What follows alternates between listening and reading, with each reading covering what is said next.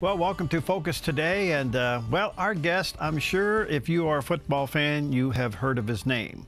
And if you're not a regular football fan, you probably have read about his story. And I am really honored to have with us today Lance Easley. He lives in the Central Coast of California, and he is a football official.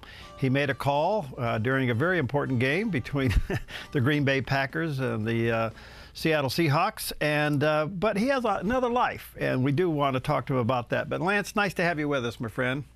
Thank you. Nice to be here. Well, first of all, what are you doing now? What is your profession outside of as a referee? I'm a banker. I've been doing that for about 5 or 6 years now, since about '08, actually. And how long were you a referee? Close to 20 years. Boy, that's a long time, and I don't know how many games you officiated, but probably quite a few, huh? Yeah, thousands, probably. Probably a lot more in basketball because you can do that all the time. Football is more limited due to the physical contact. Yeah. Well, listen, you're also very involved in your community, your church, and in the arts. Give us a little bit of a background there.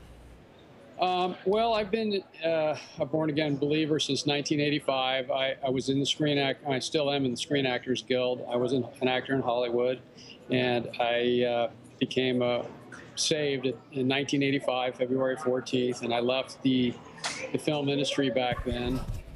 Went on hiatus, and I decided just to see what would happen moving forward with my family. And my wife is really involved in the arts. I had taken a break from it, so we actually saw the Phantom of the Opera while we were back here in New York, where I'm calling you from right now.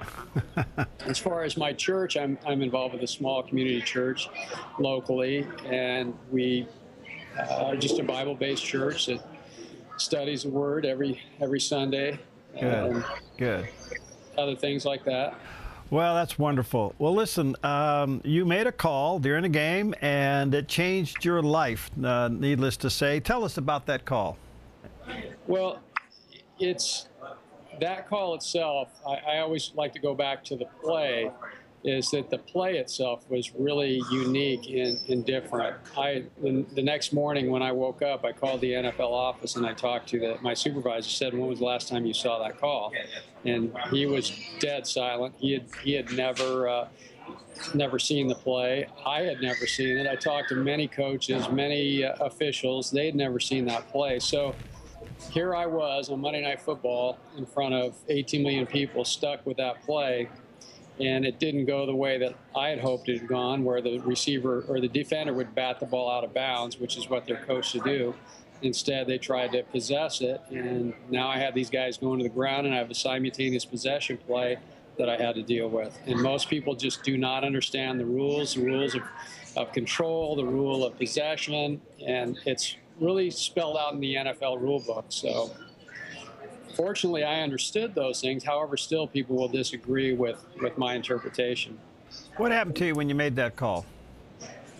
That night or afterwards? Well, I guess both. Well, then that night, really, after I made the call, I knew it would go to replay, and that it would get resolved through replay. Then we had to separate the players, deal with that. I went home. We went through our post game. We really kind of knew the gravity of that situation and where the negotiations were and the labor lockout, and it really hit all of us pretty hard. And I felt like, I was in the middle of it, and I didn't want to let anybody down. But then shortly afterwards, I started getting phone calls the next morning by the media, which I'd had some prior. I just referred them to the office, the NFL office, and then by Wednesday, it was completely out of hand. The media was at my house. I was getting phone calls, from the president, the CEO of the bank, emails, and it just went off the charts. Very unexpected.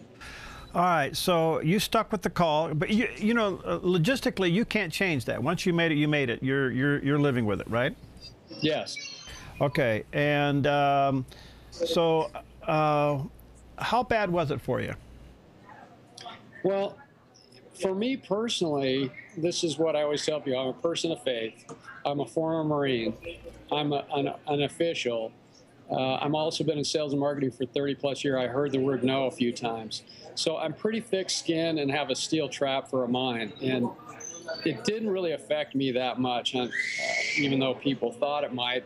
The biggest thing is when Wednesday morning I hit my knees and said, hey, God, here I am.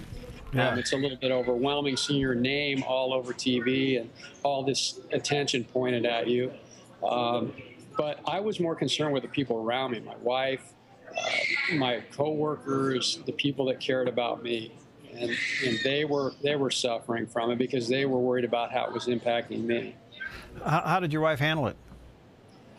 Like a trooper, really. She was very strong, but over time, you know, once we got through a lot of it, it did affect her. She wanted, you know, she was concerned about our safety, our privacy, which we've lost a lot of that. And regardless of what happened with the situation, we were still going to lose it.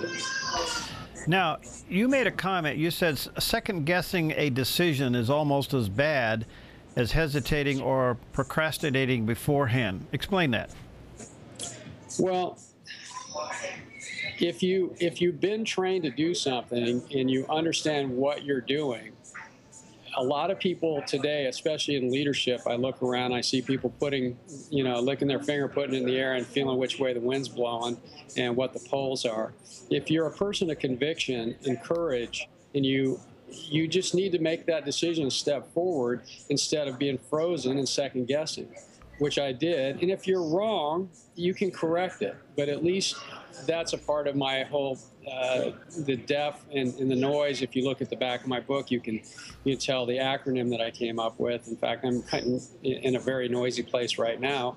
The noise is all around me. And it's all around everyone, not just me, but everybody. So, did you have any supporters with your decision?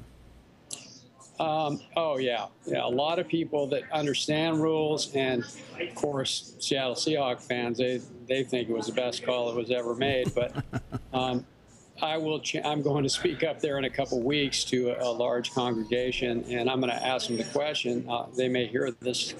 I'm going to say, if I made the call the other way, would you still feel this way about me? And they probably would not. You know, which isn't correct either. But the people that can break it down, look at it, and know the rules and understand the way that thing worked, and the people that understand that it's not the end of the world. We're talking about a game. We're not talking about life and death situations. Having that clarity of thought and understanding that, you know, I get that from a lot of women, by the way. They just say to me, they say, what is all this about a game? Yeah. How bad was the criticism? How severe was it? It's severe still. Even today, I'm getting emails after I was on the TV this morning from angry people saying, you know, go to your grave, you know, being a liar and all this type of thing. It's death threats a couple weeks ago. So it's going to be there. There's nothing I can do about it. And how has your faith helped you with this? Oh. Okay. We were speaking via Skype to Lance Easley, and unfortunately our Skype dropped out, so we apologize for that. He is in New York on a speaking engagement, and he lives in the central coast of California. And of course, as you know, he is the referee that made that very controversial call during the Seattle Seahawks and the Green Bay Packers. And needless to say, it just turned the whole thing upside down. Of course, as he said earlier, Seahawk fans very happy about it. Green Bay fans were not. And according to the technicalities of the rule, apparently he made the right call, but that's not how a lot of people see it. And his faith has carried him through. So you may want to pick up his book, Lance Easley, and check out there at Barnes & Noble. Making the Call is called the book, and then Living with It. And I think you'll find it to be a fascinating read. All right, we'll take a quick break. We'll be right back.